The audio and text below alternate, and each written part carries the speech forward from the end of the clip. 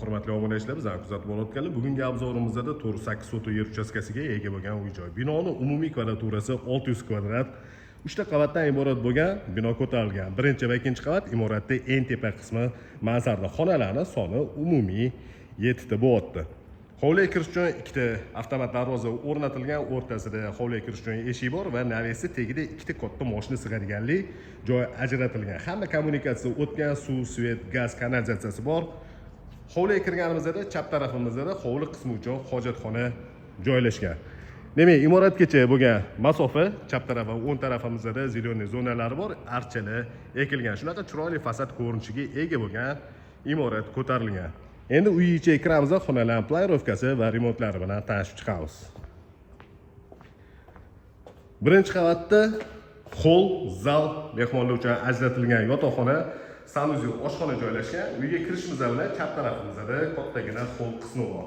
Mana shunaqa ko'rinishga ega ikkita katta televizor o'rnatilgan, bittasi hol qismida, mana ko'rib turibsizlar, va kuxonniy garniturlar yasatib qo'yilgan. Hozir ozgina ishlar bor, texnikalar bilan jihozlar berishadi.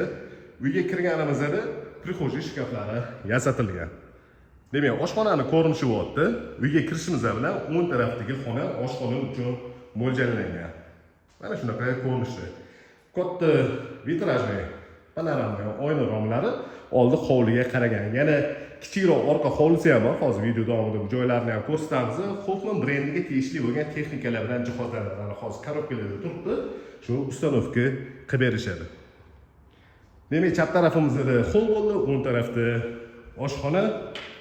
Bu joyda birinchi qavat uchun umumiy sanuzel. Bu joyda kirish mashinasigacha qo'yilgan.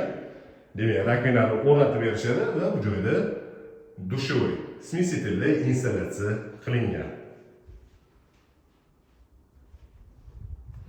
Domofonlar o'rnatilgan. Bu koridor orqali orqa hovliga chiqiladi. Hozir bu joylarni ham ko'rsatamiz. Demak, zalga kirib kelamiz. Zalda ham televizor o'rnatilgan, demak, katta televizor. Bu joyda zalni razmeri uzunasiga 9 metr va eniga 4 metrni tashkil qiladi. Patologlarning balandligi 2,5 metr. Televizor o'rnatilgan joyi orqa taraflarida venetsanka va devorlariga attachenti ishlatilgan. Bu joyda yana bitta xona bor. Bu uyda podvol bo'lmaganining hisobiga mana kichikroq joy ajratilgan. Va bu joyda ikkita do'kontorli kotel, marinoy nasosli suv uchun boiler joylashtirilgan. Avtomatik va stabilizatorlari alohida qilingan. Hojatxona bo'lyapti bu joyda. Birinchi qavat uchun umumiy hojatxona.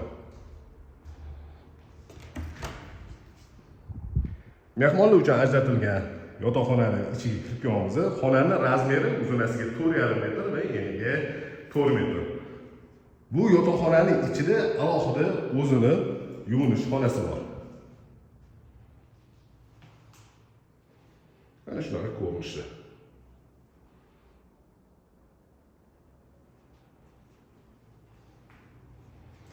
Bu uyga joylashgan manzili Uchqahramon postidan 2,5 kilometr ichkariga kirganda parvozga joy aytib o'tganimizdek, hamma kommunikatsiyalari bor, suv, svet, gaz hamda kanalizatsiya o'tgan. Orqa hovlini ko'rinishi. Orqa hovlida yozgi oshxona joylashgan. Tapchan uchun joy ajratilgan, navesi tagiga bemalol tapchan o'rnatib olsanglar bo'ladi. Orqa hovlidan imoratda ko'rinishi. Bu joyda traplari ham bor, agar kafillarni yuvargan bo'lsanglar yoki yomg'ir qorlarda bemalol suvli kanalizatsiya orqali hovliga tashqariga chiqib ketadi.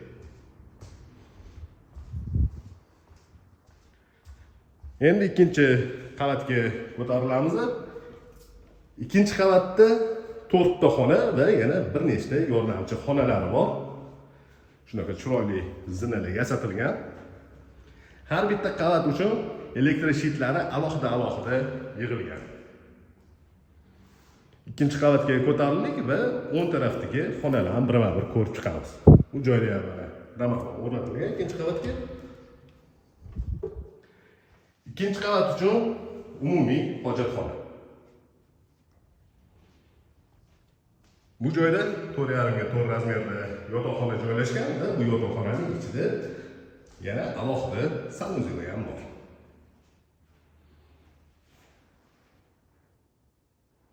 Birinchi qavatda ko'rgan yotoqxonani tepa qismi bor.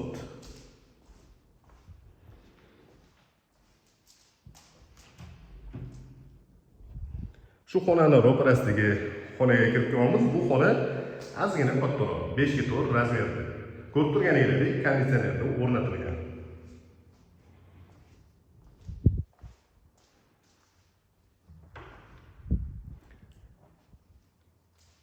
Bu joyda yana bitta xona bor. Kir yuvish mashinasi joylashtirilgan. Bu joyda gladilniy, stiralniy xona sifatida ishlatsangiz bo'ladi. Shunga mo'ljallangan proyektda. Ikkinchi qavat uchun yuvinish xonasi.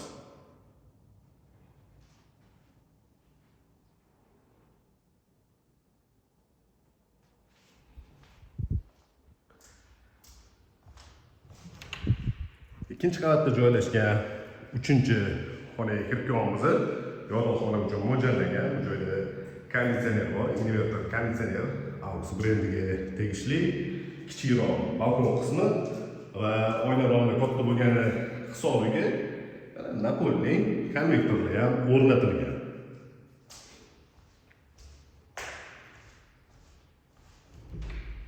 Shu xonaga tegishli bo'lgan sanuzel.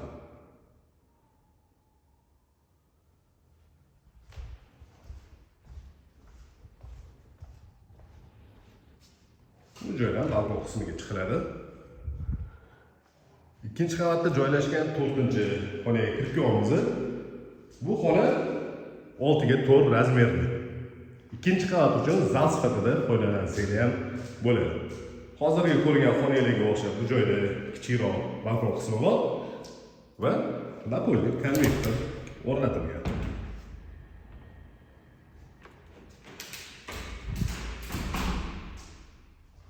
Chiroyli lyustralar ilib qo'yilgan, akkuratli remont qilingan. Endi balkon qismiga chiqamiz, balkonda hovlini ko'rinishini ko'ramiz. Mana shunaqa balkon qismi bor.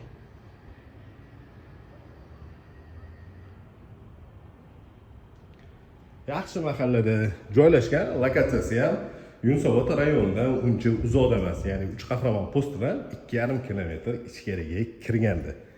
Imoratda eng tepa qismi mansardaga ko'tarilamiz. Bitta yaxlit xona joylashgan.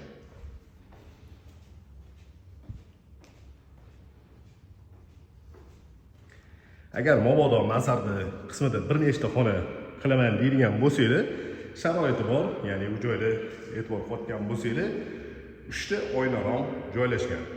Bemalol bu joyi xonalarga ajratib olsangiz bo'ladi. Tepli pollari o'tkazilgan, ko'rsatayotgan joyimizda tepli pol kollektorlari ham bor. Mana shunaqa yaxlit bitta xona. Yoki bu joyga tennisli stol, bilyardli stollarni ham o'rnatsangiz bo'ladi. Danashli kinoteatr sifatida foydalansangiz ham bo'ladi.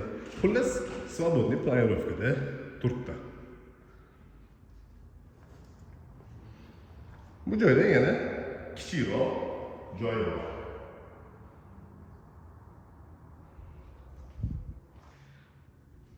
Demak, mansarda qismini ko'rinishi bo'ldi. Eslatib o'taman.